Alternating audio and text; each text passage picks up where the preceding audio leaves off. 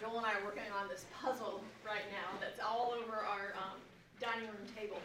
And I thought about that puzzle as I was thinking about this step. And I thought, you know, if you're missing some of the pieces of the puzzle, how frustrating is that? Have you ever done a puzzle and you're like, oh my gosh, I can't, you know, you're trying to find this piece and it's just not there. Or if you don't have the big picture. Like we have the puzzle top is sitting on top of the table so we know what we're actually making a picture of. This list is going to be like that for you. You want to have all the pieces of the puzzle. You really don't want anything missing. That's why it's really good to just go through everything. Don't let yourself think, oh, that's not really a big deal. My ears kind of ring. I don't know. That's maybe everybody's ears ring. I don't know. Write everything down because as you begin to discover some whys, you might go, oh, well, that has to do with this over here. So as you think about them later tonight or as you leave from here, write all your puzzle pieces down. Get them all out on the table. Check under the floor and make sure that one puzzle piece isn't missing. And write them down and add to it. And know what the big picture is. Remember that we're not trying to focus on unwellness. We're trying to focus on wellness. So picturing what I want to be like. You could do that if you would want to. Make a list and say, what would it look like if I was at my best health? And you could even go parallel to the page you just wrote and say, my ears wouldn't ring, or my stomach wouldn't hurt, or I would be at a certain weight or in a certain weight range, okay? And at the end of tonight, I'm going to give you one action step that is going to deal with a big why behind a whole lot of what's, okay? And I'm going to put out a challenge action step for you at the end of tonight. All right, I want to jump into the next one here. Number 2, we are created to be metabolically flexible. This is a huge topic, and next class, we're going to spend the entire class on this one, and we're going to talk about how to do it, nuts and bolts. But first, let me explain what I mean by that. Number 1, I underlined the word created, and I already mentioned that starting out. We have a design, and we have an order that everything goes in. You know, we aren't random. Look around the room. We're all very, very unique. Yet we all have arms in the same places, and our features are about in the same place. And if we opened up inside, we all have the same organs functioning in basically the same way. So for as unique as we are very much the same at the same time. So we are created, we have a design, and that's a really important thing because, like we said before, if I want to look at how to take care of my car, I want to put the right thing in the gas tank. I want to make sure I'm putting fuel in or gasoline in a gas engine, not diesel. Anyone ever done that before? Okay, so you kind of have to know how these things, or what size tires to put on it, or all those sorts of things. But what do we mean by this metabolically flexible? So I want you to imagine a car that has 2 systems like one of these modern hybrid cars. It can run on gasoline, it can run on electricity, okay? So the gasoline system I'm going to liken to our system of running on glucose. That is sugar. That is the primary way our bodies like to run. Why? Because sugar is very easy to break down, and it's very easy to utilize. It's like gas, very flammable. It's in the gas tank. It takes a little spark, and that thing just keeps burning, burning, burning, burning. The electricity system is what I'm going to liken to what we call ketosis, which is burning fat for fuel. It's also a wonderful system, but it's a little bit harder to break down. So when your body has a choice, if you have sugar in your body to use, and you have fat, which I think all of us have some, right? Your body's always going to choose to burn sugar, okay? What I believe as I look at our bodies and as I look even in Scripture is we were created to be able to use both of these systems and to be able to go back and forth quite easily. In this world that we live in, especially in America, we are inundated with sugar in every form possible. If you start reading ingredients, it comes in all kinds of names, and it comes in pretty much any packaged food that you would eat. So we're constantly filling the tank. Imagine that every time I drove a block in my car and the gas went down a little, I stopped and put more in and stopped and put more in. Okay, but even that, I would never be going over my tank. Now imagine I took that gas, I filled my tank, now I filled the back seat of my car, now I poured it over the hood of my car, opened the engine and doused my engine with gasoline, filled my tires with gasoline, and then decided to drive the thing down the road. How many of us can know pretty well, you got a picture in your mind of what happened to that car not very far down the road? For those of you that are dealing with diabetes or pre-diabetic conditions or metabolic syndrome, that's the condition condition your car is in, okay?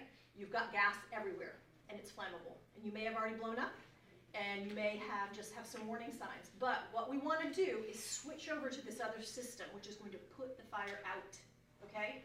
And it's going to get all the gasoline out of that car so that we can function on the electrical system and get our bodies being able to use that. So a car is designed to put gas where? In the tank. Now think about it, how dangerous. We just thought about if I covered my car in gasoline and drove it down the road, yet all of us drove a car here or were with somebody which was full of gasoline, flammable, but why were we safe? Because it was in a tank. The gas was in the tank. It was in its proper place, okay? We have a few places we can store sugar in our body, in our blood, but it has to stay at a certain level. Homeostasis, big word that just means we need to be stable. Our body will do whatever it can to keep us alive and keep us in homeostasis. So when we eat, I'm going to go into a little more detail on this one because it's so important. When we eat, our blood sugar goes up. Okay? Body says, ooh, that's dangerous. We can't live there. So our pancreas makes insulin, which is a signal, do it that way, to tell the cells to take up that sugar because it can't stay in the blood. That's dangerous. Very normal system. This is how it works. It tells the cells to take up the sugar and store it. It can also be stored in the liver and in the muscles. Those are tanks. But that's it. When those are full, where does the sugar go? It cannot stay in the blood or it will kill you. Okay? That is what some of us have experienced if we've had a diabetic episode. Okay, blood sugar going through the roof. You feel like you're going to die. You feel like you're on fire. Okay? Like your carb just blew up.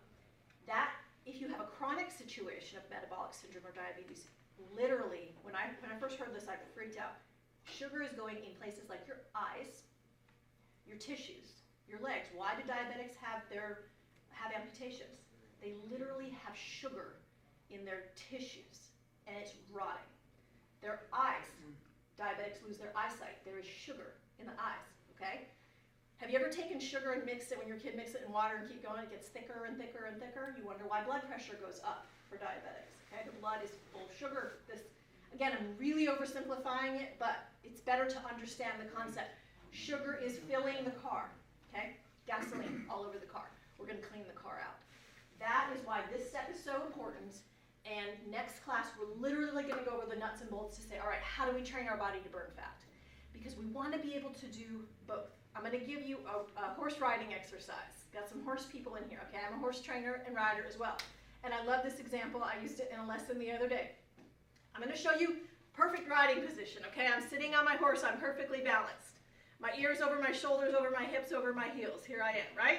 Horse ladies? I'm not coming off that horse. I'm nice and balanced, okay? What if I have a rider who tends to ride behind the balance all the time, okay? Glucose system. They're functioning in this system. If I just say, come up a little bit, just come a little bit, okay, come back to perfect, okay, I'm trying. You see, but what if I say to them, how about let's practice riding up here for a little while, okay? Then they start to come back to this, and they go here, and they go back to this. Now, what did I pass every single time? Perfect. Perfect, okay? I passed perfect every single time. As you're learning, you may need to go just as far too forward as you've been riding backward, okay? If you've been riding backward a long time, you may need to ride forward a long time to regain that system.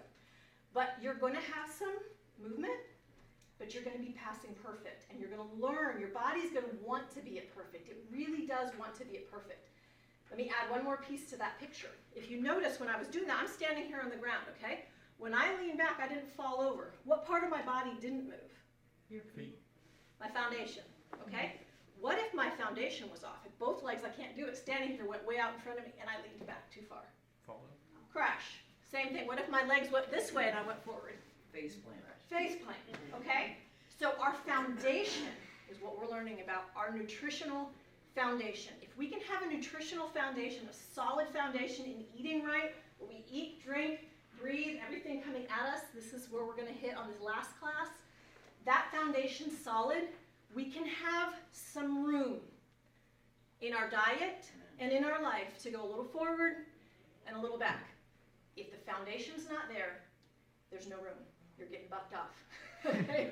Anybody on the ground looking up at the horse going, how did I get down here? What just happened? Okay? So we're going to build that foundation. The first thing we've got to do is we've got to get that solid foundation and then get some flexibility going. The great thing is that we have two systems to use. This is where one of the questions I asked in the flyer was, if you have been afraid or maybe have not gotten well before, answered that question, I want to be well. One of the things I hear a lot from people is there's so much confusing information out there. I hear this person tells me eat high protein, high fat. This person says don't eat any animal protein, eat all vegetables. Back and forth, every single kind of diet we could probably say many of us have been on and tried before. They're fads. They're like saying, riding instructors, oh, you should always ride here. This is the right way to ride. Well, if I'm going over a jump, this is the right way to ride, okay? But then you have other riding instructors that say, oh, keep your shoulders back here all the time. Well, maybe if that horse is running off with me, or if he's too slow and I'm trying to drive him to a jump, those things are useful, very useful, but they're temporary, okay? The foundation always stays the same. I want to use my glucose system at times. I need it. I want to use my fat-burning system at times, but I need to be able to go back and forth. That's why we tend to rip our hair out and go, you know what? Forget it. I can't figure out what's right, so I'm eating Cheetos. That's just how it goes. Have you been there? Yes. Okay. So hopefully you can be like, breathe a sigh of relief and say, oh, I'm supposed to be able to do both things. I never knew this. This is how you were created. Isn't that exciting? I find that exciting because it lets me know that there's going to be some freedom. But remember, let me come back to this. If you've been bucked off the horse or your car's on fire, whichever picture you like, you don't have as much room right now to move around, okay? And that's when we're in that crisis situation. If the car's on fire, you don't just say, well, I'm just going to drive it a little further down the road. You get out, and you call 911, and they come and they put the fire out. So that's where, if you're in that position, you may have pretty much no room for error for a little while, and you need to say, got to put the fire out, okay? If you're at a place where you say, I don't have a whole lot of symptoms in my life, but I heard Kelly said something like, I want to avoid some of these things that are in my family. I don't want to get there and realize my car's on fire. I want to keep the car from ever lighting on fire. I want to keep the gas in the tank. So, good? Yes, ma'am. Awesome. Again, the little action step, big action step I'm going to give you at the end is going to show us how to put that fire out really, really quickly. Okay, it's one way to put that fire out very, very quickly. Awesome. Number 3. I'm doing pretty good here. Okay, your direction is more important than your location. And I'm going to go ahead and erase these top to you. Your direction is more important than your location. Okay, going back to our car example, if you are on a one-way road going the wrong way, what's more important, where you are on the road or the direction you're heading? The direction, okay? You could be anywhere on the road if you're going the right direction, but heading the wrong direction on a one-way road's not the best idea. If you're on a road where there's traffic going both directions, can I do that with my hands at one time? I want to make sure I'm in the right lane, the correct lane, okay? Again, there might be different directions going on at a time, but I need to know what lane I need to be in. If I discover I'm lost, been there, okay? And at the moment you discover you're lost, you can't do a whole lot about where you are, right? You just go, shoot, I'm lost. Don't know where I'm at. The next thing you're going to do, hopefully, is figure out where to go from there. Put it in your GPS, stop at a gas station, and ask somebody for directions, and you're going to start getting back in the right direction. So where we are matters, okay? Does matter, but where we're going matters a whole lot more. So I love pictures. I'm going to make this little picture here. This is pretty dramatic. Are you ready? This is death. Over here. This is life, abundant, and eternal. Which we'll get around to that in a minute. Okay, I might be here, but I'm heading this way. That's pretty great. I could be here, heading this way. Okay, you can see that, yeah, I'd rather be here, closer to life, but I want to be heading this direction. So ideally, we'd like to be as close to life as possible and heading in the right direction, but we're not all there.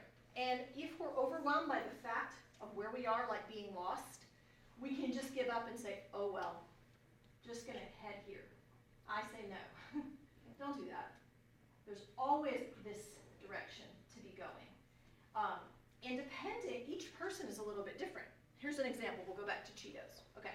If you're a person living a life where you eat Cheetos and drink Mountain Dew, the next step might be heading in this direction. Maybe you switch over to eating gluten-free crackers and, I put a little example down here. Oh, where did I put it?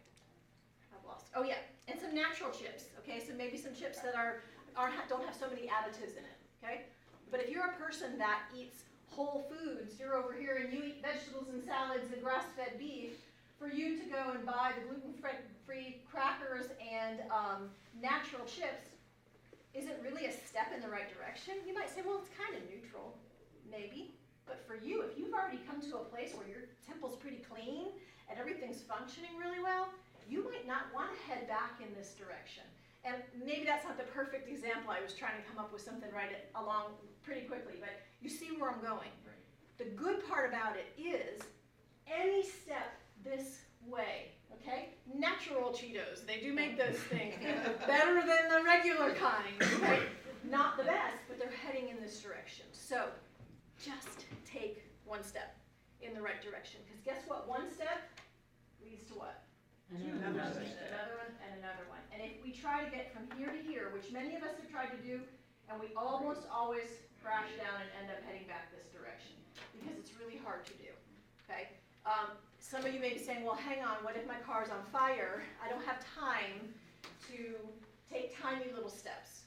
Well, in those situations, those steps might be a little bit bigger jumps, some of them, but some of them are going to be small. And whatever that step is, whatever the step is in the right direction, just take that next one and then say what's the next one. The most important thing is don't get overwhelmed so much with the distance that you have to go, okay? Because that's when you're focused really on where you're located. But focus on the direction you're headed. In the Way to Glory class, which some of you have done, one of the things we always say in that is head in the direction of perfection, okay? Some of us are perfectionists, and trying to hit perfect can drive you crazy, but go in the direction of perfection. And think about this. If somebody gave me an arrow, right now, bow and arrow, and said, okay, hit the target. And I go, well, where's the target? Okay? I have 360 degrees choice. But if somebody put the target over there, even if it was way over there, like way over there, but I could see it, I'm going to be a whole lot closer to hitting that target than if you don't tell me where the target is, okay? That's the direction of perfection.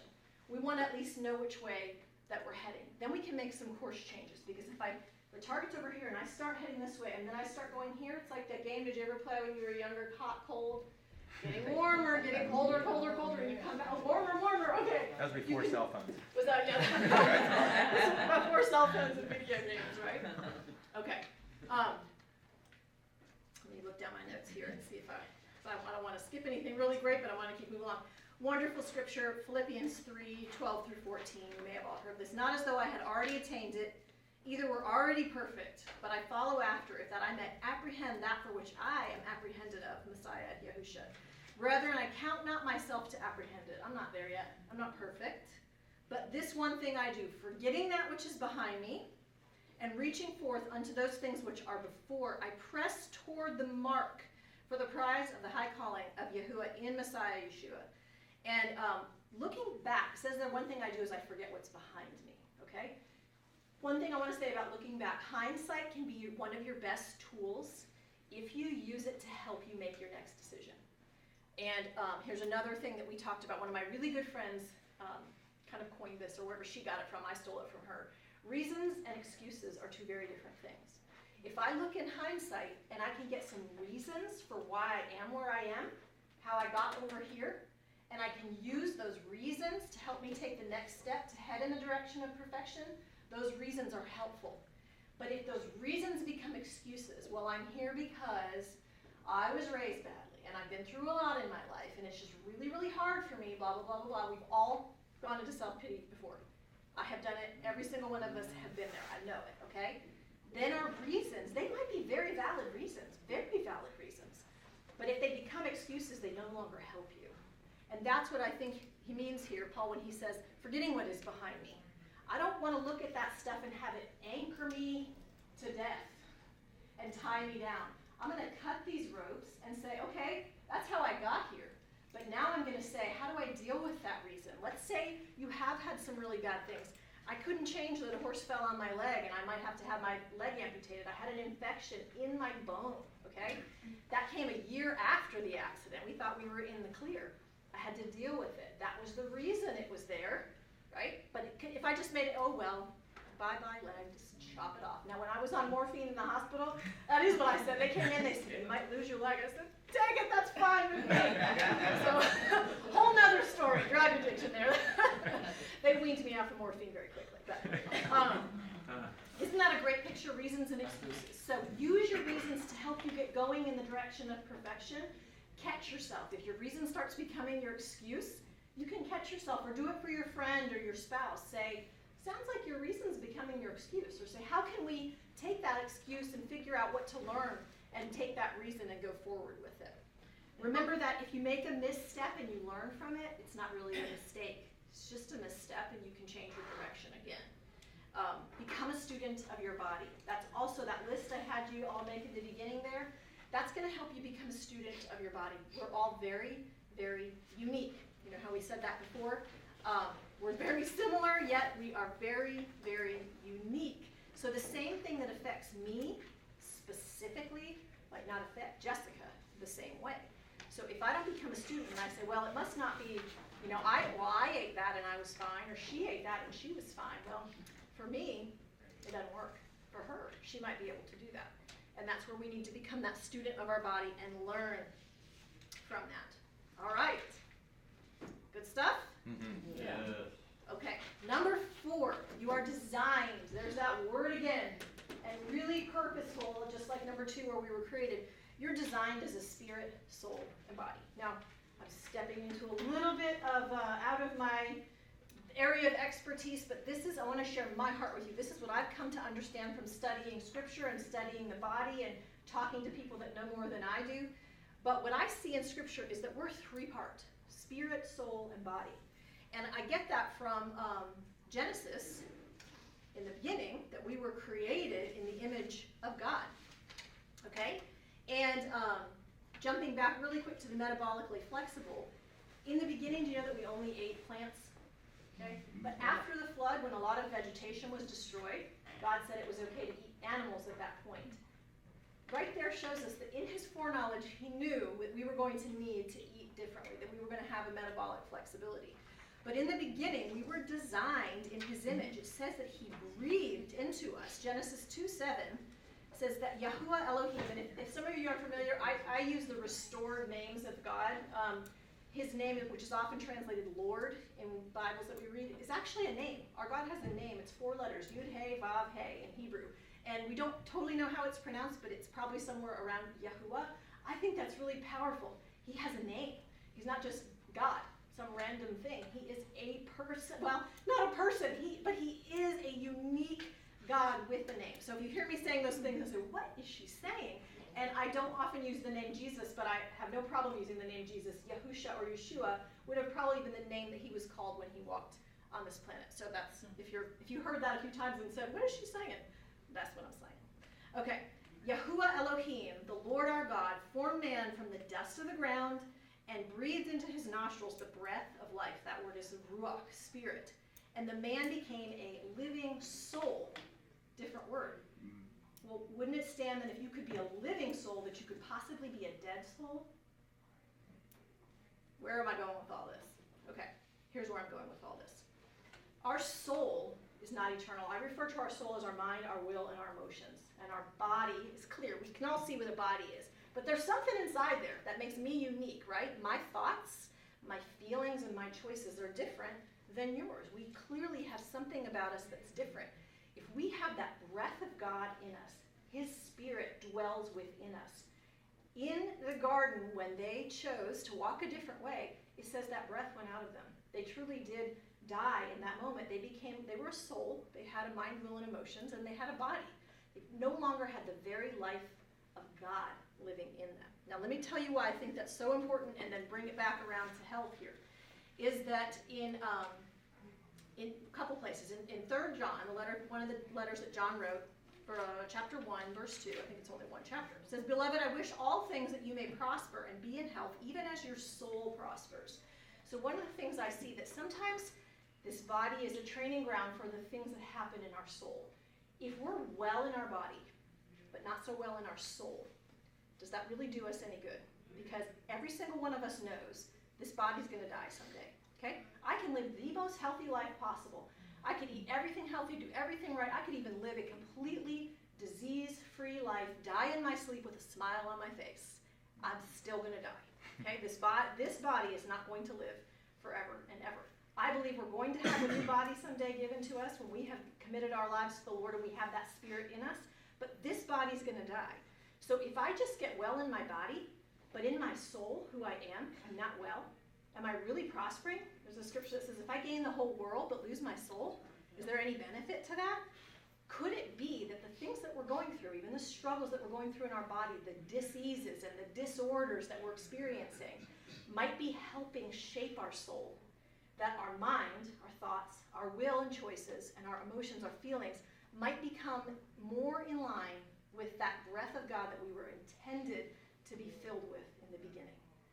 Is that starting to make sense of where I'm going with this? Well, Jesus himself in John 3 talks about being born again. Now, I grew up in that era where it was like, born again Christians are crazy people. You know, you don't want to talk to them. But here's what I love. I like to get away from doctrine and Christianity even in the name of it, because it comes with so many connotations. I like the truth. I want to know how it's created. I think we're all going to be shocked and surprised someday. When we stand before our Creator, we're all going to go, oh, wow. Yeah, I didn't quite have that. You know? But I think we're all going to have a peace, and if we would talk and share more instead of separate and segregate, I think we'd have a much clearer picture of what truth is. Then when we go, well, I don't agree with you on that, so I'm going to start my little group and you go in your group, because I don't want to talk to you because you're wrong on that and I'm right on this. And now we have pieces of truth spread everywhere. What if we brought our pieces of truth together and said, you know, I think this and I think that. I think our picture might be better. I still don't think we're going to have the full picture until one day. It says that this is a dim reflection. So is this, spirit, soul, and body. But it is a reflection of something that's real. So it is showing us something. But Jesus says, unless you're born again, unless that breath comes back into you, you won't have that eternity. That soul and body will both be destroyed. There's a scripture that said in Matthew 10:28, Jesus says, do not fear the one who can kill the body, but he who can destroy both soul and body. Both of those things without the breath of God will perish. But if we have the breath of God, we have the promise of eternal life. Now, I know you said, boy, I came to a nutrition class. I wasn't planning on coming to hear a church sermon. But it's not what it is. I'm not about church. I'm about the body. The body. Isn't that amazing? You guys are all part of me, and I'm part of you, and that might sound weird and woo-woo and new age, and I don't mean it that way at all. I just mean that we all fit together. And when we come and we share and we talk, we actually function. Just like all the different parts of our body function better when they're all functioning well. Same thing. When we talk. So if we don't talk about this stuff, we might just live a happy, healthy life and then, gee, that was fun. What was the point? Then eat the Cheetos, you know? Yeah. Forget it all and just have a good life. So there is purpose and value to all of that. Here's the trick, and then I'll move on from this. The soul is what I find is where the primary battleground is. The enemy comes at our soul because that is the driver of the car. Your body is the car. It's going to die someday, okay? We want it to be well. I want my little car. I love my little car. It's got 230,000 miles. I want it to never die. I just like it. I don't want a new car. I'm just one of those people. I don't want it to change. But someday I'll probably have to get a new car, okay? But my soul is the driver of that car. And that is where we get attacked most in life because it can get us really off track. Let me make one other picture for you. That might bring that all together. Here's your soul, your spirit, your soul, which is your mind, your will, and your emotions. and your body. The way we were intended, the very Spirit of God, your spirit's either alive or dead. It's His Spirit, okay? If you have the Spirit of God, it's here to influence your soul, your mind and your will and your emotions to be healthy and well and to prosper, like John says. And that is to influence your body. And then your body, which has 5 senses, right? Touch, smell, taste, hearing, all those lovely things. Senses. Influence back this way. We take senses in. It helps us make choices. We refer back. If we don't have this, all we have is what we're taking in around us and a whole lot of confusion. And we're trying to be well in our mind, our will, and our emotions with only what we see. And so what Scripture says, walk by faith, not by sight. 5 senses. We're to hear from the Word of God. We're to touch and taste and see that He is good. But if we don't have this influence, this is where many of us live in a really hopeless feeling like, I'll never get it right. Have you ever just felt in life like, it's just nothing's worth it. I don't even know what my purpose is. I don't even know why I'm here, okay?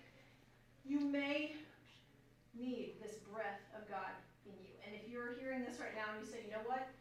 I think I need to talk to somebody about that. Please get a hold of one of us. We'd love to talk with you because to me, if nothing else from tonight is heard, you can live now and you can live for eternity.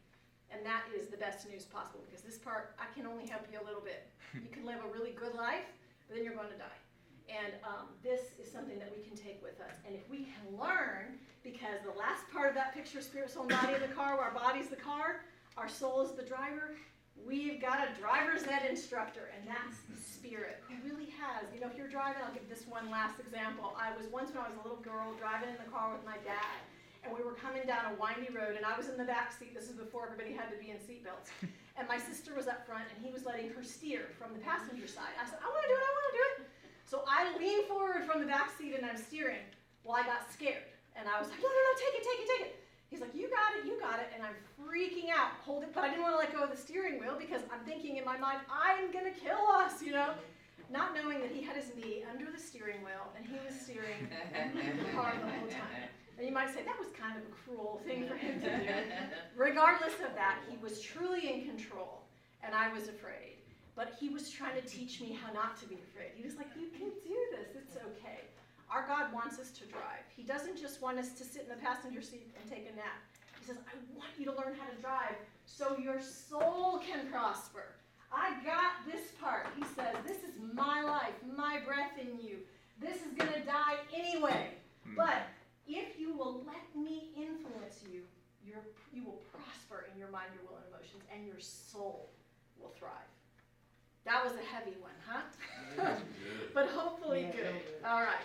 Last but not least, wow, I cannot believe I have stayed on my schedule. This is the three major pathways to wellness.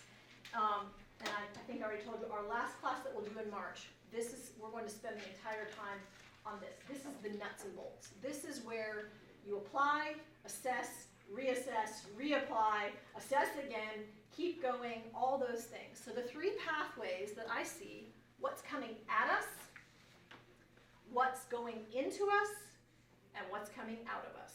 Okay? What's coming at us, what's going into us, and what's coming out of us.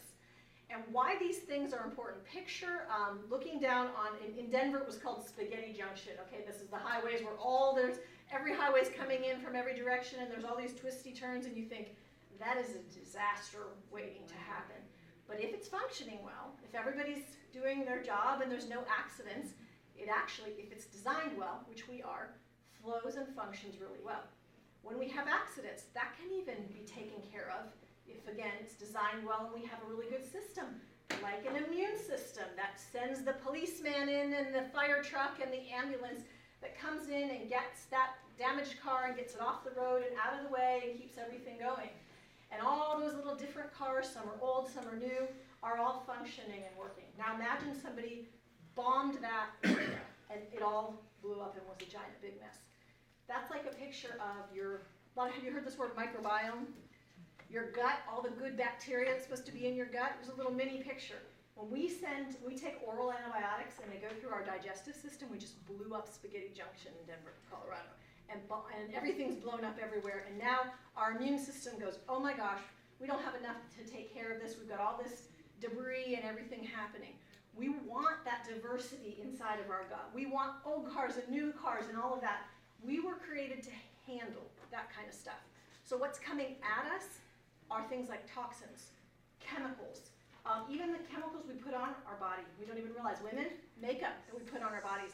Just recently, I was like, why are my lips so chapped? I think, well, I'm outside a lot, but it just didn't feel normal. Like I could not get it to go away. Well, I realized I had gotten a chapstick that had gluten in it, and I'm very sensitive to gluten. I got rid of that, and it hasn't been a problem at all. At all. Even when they're dry, like I need a little bit of lanolin or something, it feels completely different. They were tight and stiff and peeling before. So some of the things we don't even realize, it is a toxin, but it's a sensitivity as well. So some of these things that are coming at us, pathogens and viruses, bacterias. Do you know that we actually can handle a whole lot of dirt and bacteria and virus, and actually we need a lot of bacteria? You know, there are 10 times more bacteria in our body than there are cells in our body. It means we're more bacteria than we are cells. That's a little creepy if you think about how many bugs are in this room right now. Okay, we were created with this whole internal system, and I just think it's amazing because what's happening in here is what's happening in this room, what's happening in this town, in this state, and in this world. It's all a giant picture of our creation. And I think when God says that his creation cries out who he is, he literally means it. Every single thing we see is him saying, I want you to know me. I want you to know what I'm like. I want you to know how you function. I love you. I want you to prosper. I want you to be well. I have plans for you. I want to have a relationship with you. And it's in everything that we see. All right, so that first road is what's coming at us. What's going in us? Obvious part is what we eat and drink. A lot of you said, I want to know how to eat better. I want to have a good solid foundation. Okay, we're going to get to all those pieces of what that looks like. But here's a couple things you might not have thought about what's going in us. Periodontal health. Anybody have mercury amalgam fillings or root canal teeth? Mm-hmm. Studies have been shown, did you know that 100% of root canal teeth are toxic? They've studied them. What? It just matters on how long they've been in your mouth and how toxic they really are. They've done little things where take them out and implant them like it's terrible, but in a rabbit, and every single one of them will culture and grow a bacteria or cause disease, and oftentimes the same disease that that person has. That's a really big topic, but I want to throw it out there because it's something just recently. I mean, I've always known about mouth health, and I've known that mercury fillings, thankfully, I never allowed my children to get it because I knew enough that they weren't good, but I didn't know to the detail, you know, the root canals and the mercury. There is no safe level of mercury. Do you remember back when thermometers were mercury and you shut them down? Back in school, when those were used, if one broke, they had to quarantine off the area and clean it. Okay, the children could not touch the mercury. This was very, very dangerous. Mercury is very, very dangerous, and it's in our mouth. If we have two kinds of metals in our mouth, let's say we have gold and mercury or silver and acid. Anyone know things about, I guess it would be engineering, clearly not me, a battery? Two different kinds of metals and acid make a battery. It makes an electrical charge. So pretty quickly you have a battery happening in your mouth. Now you put a cell phone up to metal in your mouth, and now you've created another EMF, okay? Electric magnetical frequency. I'm not saying that right, but you know what I'm getting at. These are things, I love it. Rodney just took his headphones off his head. Do you know that on your cell phone manual, when you get it, it says do not put this within, I can't remember, what is it, 5 to 10 feet from your head? Yes. It's a phone. I thought I was supposed to put it by my head. Really? But as long as they tell you you're not supposed to, then they're off the hook liability-wise. You're microwaving your head, especially children. Studies have been done. It doesn't actually affect people, older people's brains as much as children, but if you do an MRI, you can see the magnetic waves going halfway into their brain. Now, before I overwhelm you again, remember our direction of perfection, okay? When we start learning stuff, has you ever gotten overwhelmed? And you think, okay, good, I want to have pure water, so I'm going to start having a water purification system in my house. Oh shoot, I have it in plastic containers. I have to get rid of the plastic containers because the BPA and all this stuff now, I have to get glass. And the next thing you know, you're panicking because you cannot do it right. You can't do it perfectly. Just do something. And what about those old pipes? Yes. Yeah, talked about metal and lead, you know, all these different things. Right, so we can get overwhelmed really fast and quit.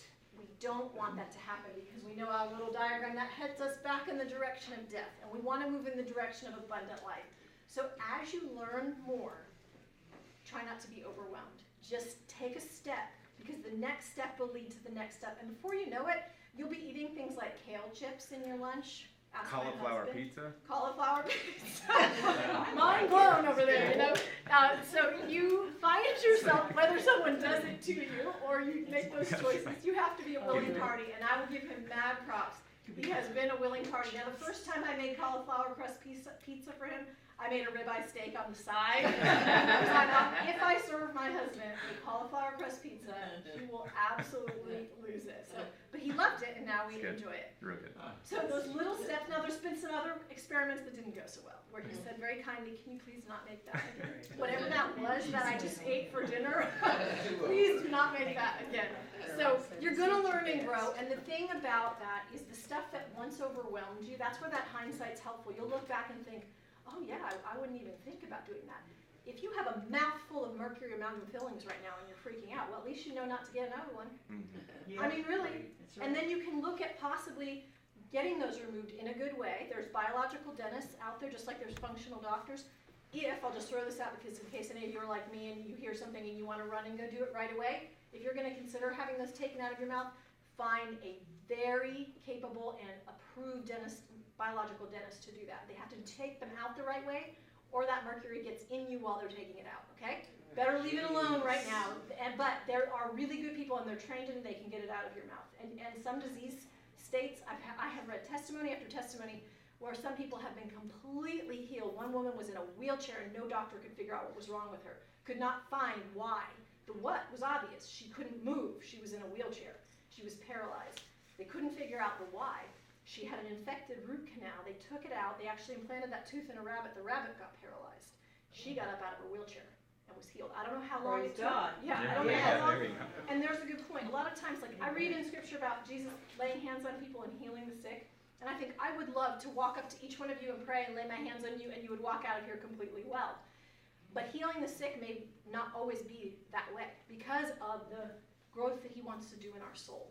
If it isn't going to bring about a lasting eternal change, he loves us way too much. He's not just like, gee, you know what, I want to shut you up because you're just complaining all the time, so let me just heal you, now go. He says, no, I want you to be well in your soul. And if it takes a struggle, I love you enough to let you go through that struggle, and guess what, I'll walk through it with you. In Way to Glory, I often would say to the women, I didn't do it to you, I can't fix it for you, but I'll walk through it with you. So that's what he does for us. All right, let me wrap this up. What's coming at us, what's going in us, which is also medications.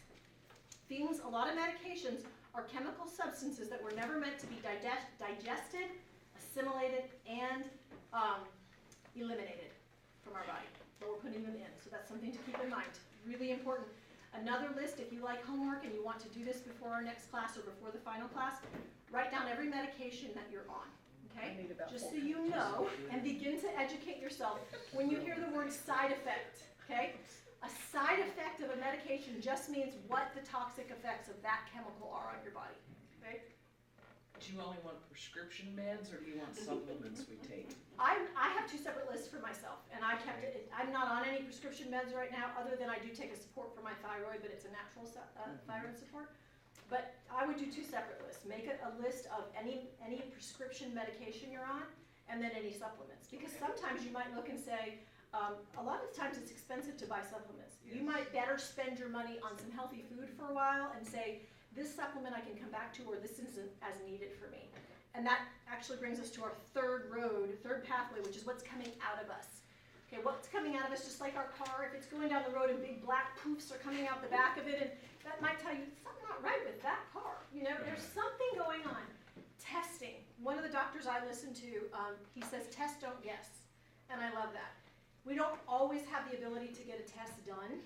But if you can do a test, there's lots of tests you can do. When I first went to the integrative doctor and found a lot of the things that were a lot of my whys behind my whats, we did hair, urine, feces, blood, and skin testing for allergies, okay?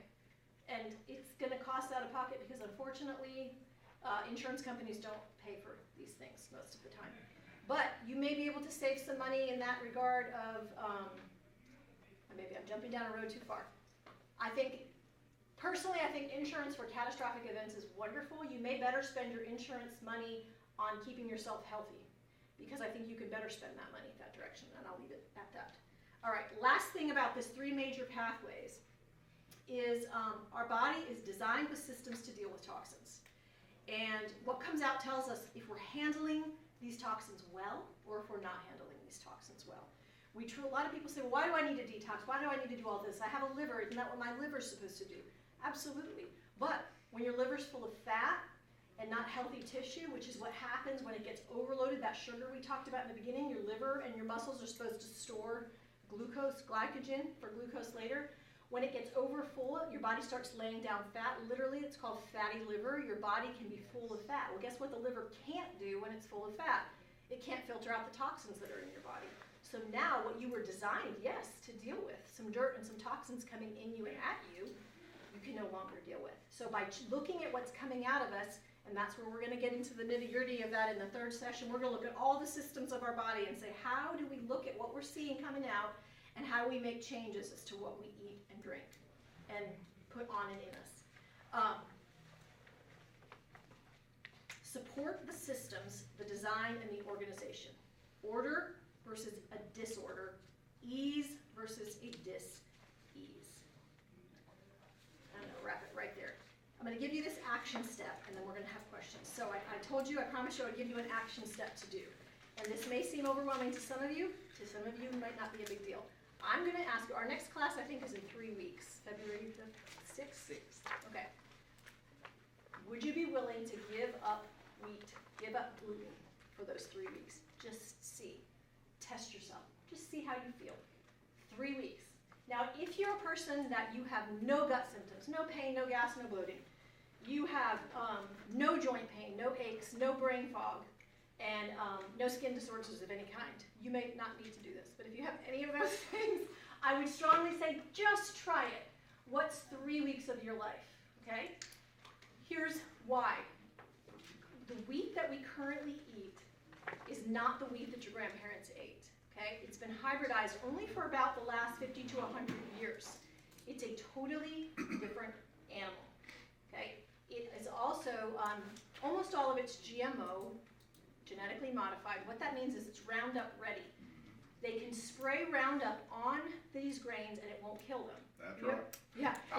You know, awesome. yep, that's right. You know how Roundup, if you go around your yard and spray Roundup, you're not supposed to spray it on the grass because it'll kill the grass, right? You have to be very, very careful. Well, what a great thing to come up with. We have wheat that you can let the Roundup get on and it won't kill it. Unfortunately, things that are alive die when chemicals get on them. So something's wrong with that wheat if it won't die when a deadly chemical is put on top of it. What is it? And what are we putting into our bodies? Studies have shown that wheat nowadays, in 100% of people, causes tears, leaky gut, in the intestinal lining. 100% of people. Now, depending on all the other systems and how the parts come together, it may affect you more than others. Okay? You may not actually be sensitive. And like I said before, test, don't guess. Somebody might be saying, well, hang on, what if I don't have a problem? Not everybody does. But I can almost guarantee you, if you have any of those gut issues, skin issues, joint aches and pains, or brain fog, you have some amount of reaction to it. I have recently found that there's a place you can get ancient wheat. It's called einkorn, and it only has 14 chromosomes. Now, we know as humans that we don't get more chromosomes. You get 23 from your mom, 23 from your dad, you have 46 total, so 23 pairs. Grains can keep adding to them. So as grain has been hybridized, it has more and more and more and more chromosomes. So they can genetically take one out and they can change it. So they made it to grow really fast. It's only 6 feet high. What about our song, Waving, what is it, the American song? Oh dear, I'm not very patriotic. Amber Waves of Grain, there it is. They don't look like amber waves anymore. They're like little pygmies going back and forth. We don't have amber waves of grain anymore. It took a long time to grow those. Guess what? Now they grow fast and they're heavy. This is not real food. My one rule of thumb, eat everything as close to the form God made it as possible.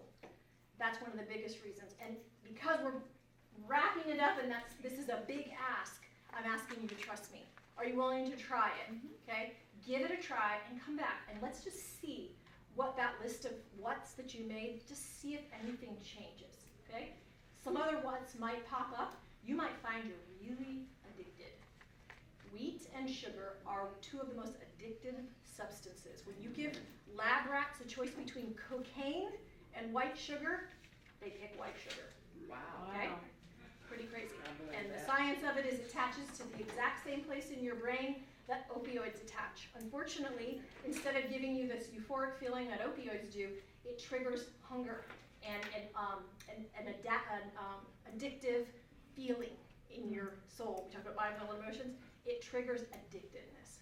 So do not underestimate. If you go off of it and you feel like you're going to eat this podium because it's close to a piece of bread, and you just gotta have it, say, oh my gosh, I'm an addict. If you have someone you love in your life that was an opioid addict and you could help them get free from that, would you do it? Yeah. Well, do it for yourself. It's not an opioid, but it's very possible that some of us have that strong of an addiction to this very strange wheat that we currently eat and white sugar. So if you say, hey, I already am pretty much gluten-free, challenge yourself to get off of sugar. You're going to have to read some labels because things are hidden. And if you guys have all filled out that form with contact information, one of the things I want to do to support you going forward is give you more information that you can actually use. So some things, like I thought I could email a list of hidden places of gluten and words that mean sugar that we might not notice if we're reading labels. So these are some of the things I want to help you with. All right, you can hand out, Yeah. Joel's going to give you a couple things. One, just a feedback form. If you're going to come to the other classes, you can wait and fill that out at the end. I also printed all 5 of these out on a paper and also told you another way. If some of you are saying, I need more help than coming every 3 weeks, you need someone to sit down with you. I can do a little bit of one-on-one counseling. I don't have a lot of time, but if some of you say, I would like to sit down with you and have one-on-one counseling or a small group of people, we can put something together, and I will do whatever I can with time. So there's some notes on there. While you're looking over that, let's just open it up for questions. Go ahead. Oh, you raised your hand, I just blurted out. You go. Pick me, I raise my hand. And before we do this, I don't have all the answers. I hope you all know I'm not a doctor. I study nutrition. I continue to study nutrition, but I want you to know I have no problem saying I don't know. Okay? But I will research. Those of you that I have helped before know that I get excited and I start looking and researching, and I always learn more, and I love helping people. So go ahead. I do no caffeine. I don't drink any caffeine, and I didn't have a problem getting off caffeine. I am so addicted to sugar. I love anything sweet, any kind of sugar. If I try to wean myself off, and I'm already trying to do that, but if I try to do that, am I going to have side effects? Like, you know how if you wean yourself off caffeine, sometimes you get a terrible headache. You might. So, Yep. That can sometimes happen. So you can, like you said, try to wean and go a little bit slower and see if that helps. Or you can say usually 4 days, and it'll be gone. You can say I'm going to just power through this for 4 days, knowing that most likely after 4 days the symptoms will be cleared out. So you can try either way. Try doing a little bit gradually. Some people do better that way. Other people, personality-wise, say like they want to go cold turkey and just rough it out. But you know yourself probably definitely better than anyone else. So those are probably 2 ways. But yes, don't be surprised if you have some pretty strong reactions. You may have, as your body gets rid of some stuff that's stored too, you could even have skin issues. You could have a rash that breaks out, or you might even get feelings of a cold or a flu because things that have been held in your tissues are going to come out. Yeah. It's a bit of an unfortunate piece that comes along with it, but just tell yourself, I am heading in the right direction and this will pass. Yes. The biological dentist with, I understand about the mercury fillings, but what about our root canals with crowns over them? Do you know if they take them out, what they put in its place? Because I don't want to be toothless. Right.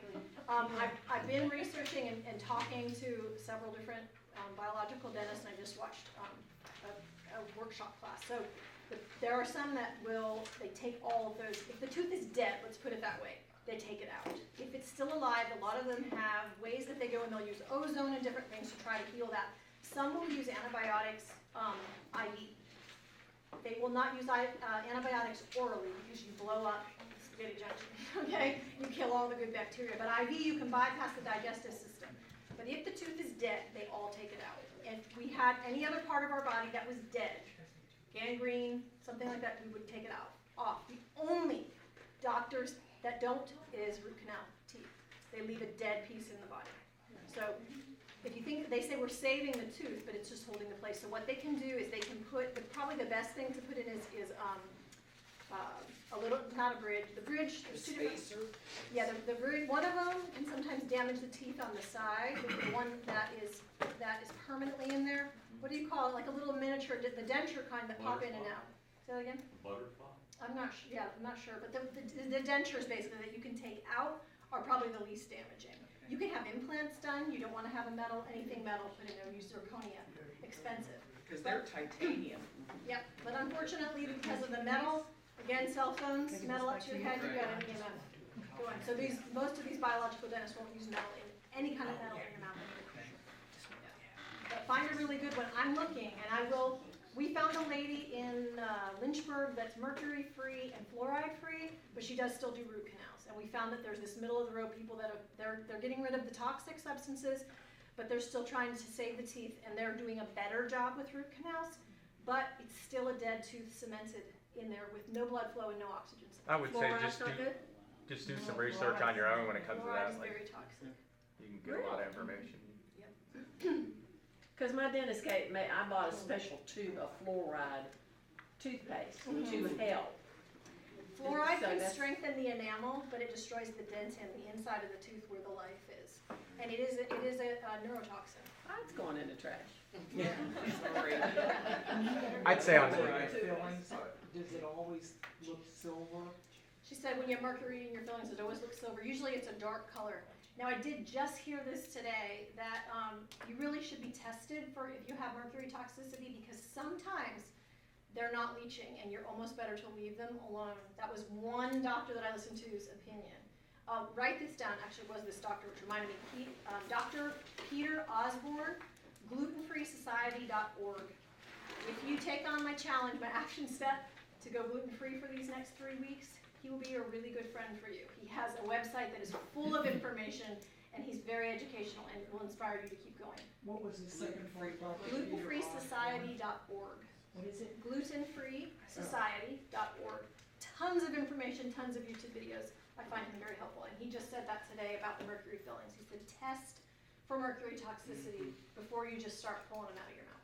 Because don't people that eat too much salmon, which we're supposed to eat salmon because of the omega-3 and that, Right.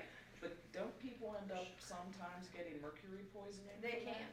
Yep. And you want to get wild Alaskan caught salmon, not Right. farm raised, but even then it can have, because it's deep in the water, it can have higher mercury. How do you get mercury testing? That's something I can try to send out to quicksilverscientific.com or .org is a wonderful company there in Colorado, and the Dr. Shade is who put that company together. He's like world renowned for heavy metal detoxicity, and he has some tests you can order. They're not cheap. If we can find a biological dentist, they'll usually have someone too, but that Dr. Shade is wonderful with Quicksilver Scientific. What do you do? And I'll Take send out, something? anyone that's given me their email, I'll send you a list. I have it done at home. My ink was running out on my Do printer. you so take like detox pills or something? there's a few things you can do. Really good point here, detoxing. Don't just detox your body. It's really important the order that you go in and that you work with somebody, okay? Your liver, if it isn't able to get the toxins going the right direction, okay? Out, they back up, and the next line is into your kidneys, okay? So if you're not first getting everything out, and that third pathway down here, we're gonna get personal here. Poop every day. Every day. If you don't poop every day, you need to help yourself. And I know that sounds like, wow, she said the poop word, okay? Well, I said it. It's important. It's got to come out. Right. I kind of have a rule of thumb. I don't eat in the morning until I've had a bowel movement. I want to know everything's coming out before I put anything back in. And if I have a morning where I haven't gone, I think, unless I didn't eat the day before, like if I had been fasting or something. But I know something's not flowing right, okay? Sometimes it's stress. But Here's an easy way to help yourself if you have trouble with that. High doses of vitamin C. You can use very inexpensive ascorbic acid. That's just regular vitamin C. You can take vitamin C up to bowel tolerance. That's what it means until you have the runs. That's the only negative side effect of too much vitamin C is you get loose stools. So use it to help yourself. Every morning I wake up, I have a big glass of water, purified, pure water, with vitamin C in the morning. And that to me is like my morning flush. Your body detoxes at night as well as it can, depending on the state you're in, on its own. The healthier we get, the more it's going to detox on its own. The cool part about detoxing is what we said before, we're designed to detox ourselves. We just need to get healthy. We need to get that foundation solid of nutrition. We need to help it. If we're really full of toxins, there's probably some detoxes we need to do. You can do things like bitter herbs, dandelion, drink dandelion tea. That will help get your bile flowing, which is the front part of the liver, getting the stuff coming out from the liver the right direction. Okay, get all that going out of the body instead of back into the body. But we want to be a little bit careful about that. Don't get excited and jump into detox. Build your foundation, and if you're going to do detox, I'll send some links to a couple people. There's one lady, I can't think of her name right now, who I love, and she's really good about the order of detoxing, and she has different programs to do it. Yep. What are some of the side effects from mercury? Some of the side effects from mercury, one of the biggest things is neurological things. A lot of people think it's tied in with like ADHD or autism. Ticks in the body, lots of kinds of nervous ticks can often be that. Here, this is one example I didn't give, and I love this, okay? Like we said that everybody's a little bit different in where things come out. This is why the whats and the whys are sometimes hard. We are going to break where our weakest link is. So imagine a chain, okay? Lots of different links on the chain, and every single one of us has a different weaker link. Now, inflammation, pull on the ends of the chain. Your chain is going to break where you're weakest, okay? We might have the same inflammation. Maybe we are exposed to a virus, or some other thing. We all have cancer. Did you know that? Every single one of us here have cancer cells in us. We all have bacteria. We all have viruses. That's not scary. If you say, I caught a cold, no, you've just gotten out, your bacteria's gotten out of whack, or you might have a virus that came in and your immune system wasn't able to squash it down. Basically, we have stuff coming at us all the time. So sometimes we say, well, I don't know, I eat wheat and I don't have any stomach problems, so I'm probably not allergic to wheat. Okay, well that might not be my weakest link. Okay, but I might have really bad arthritis or aches and pains or brain fog. I might not be able to concentrate. That's my weakest link. Whatever causes inflammation in your body is what's pulling on your chain, and you are going to break wherever your weakest link is. That's a great picture to have in mind. I'm glad whoever reminded me of that. Any other questions? I'm Yes. sorry, I'm full of questions. And I'll make it quick. if anyone needs to go, they can. I have to take a lot of antibiotics because I have a lot of lung issues and breathing issues. So when I come off of those antibiotics, how do I get my spaghetti junction back in? I mean, do you recommend? Probiotics? Uh-huh. Yes. It's hard to replenish when you're having, and I know you and I talked a lot about lung issues. That was another thing that I had, a mold growth in my lung. I just went through it, Yeah. because I've got That's a right. bowler that's coming out, and I just took the antibiotic, and I haven't been on it, and it just, it ripped me apart. Yep. My stomach. Well, now I don't have any problems with my antibiotics. I mean, I Well, don't. They're it's- easy on my system. Point I think. being, I've taken the stuff that she's given me in a week. I was back to Better. being better, and then this is going on 2 weeks, and I feel perfect now. So what kind of Because of the probiotics stuff would she you gave recommend?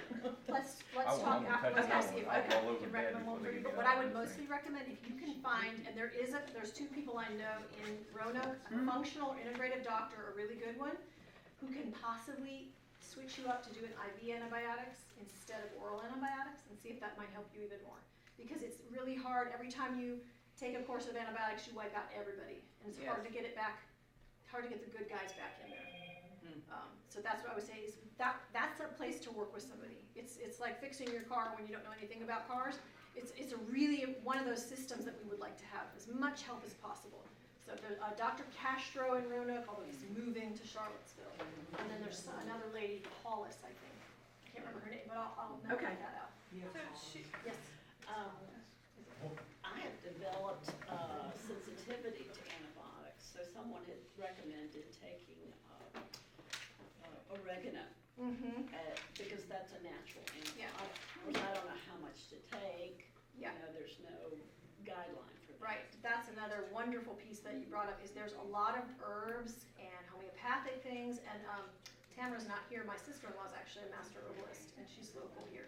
And so working with somebody that can get you the right herbs, there's a lot of, if you think about medications, most of them came from some sort of natural plant, but in order to make money, you have to be able to patent it. You have to change the chemical structure so you can own a patent, okay? So they've had to do, that's the only way that anybody can make money. That's why there's a bit of this schism between the natural side and the medical side. So these things were all the picture of where they came up with a lot of stuff. Now, I do believe antibiotics originally, they can be life-saving, and we may need them once or twice in our life. That's more the way we should look at them. We overuse them, okay? We've overused them, and we use them on viruses, and we explode our system constantly, exploding. Instead, we need to let our immune system come in and deal with those guys. And those of us that have had long-term infections, the problem is we want our immune system to work, but we've killed our immune system. So we have to step by step go in the direction of perfection and rebuild our immune system. That's why I recommend finding a functional doctor or an herbologist or someone that can help to use those natural things like oregano. Oregano's a really hot oil, so if you take it, put it in a capsule. Because one time I didn't do that. I put it in water and drank it, and I tasted like a pizza, and burnt pizza, and smelled like a pizza, and felt like a pizza on fire for a little while. So, What is oregano good for? oregano, it's like a natural antibiotic. And Oregano. garlic is. Garlic is too. Golden seal, echinacea.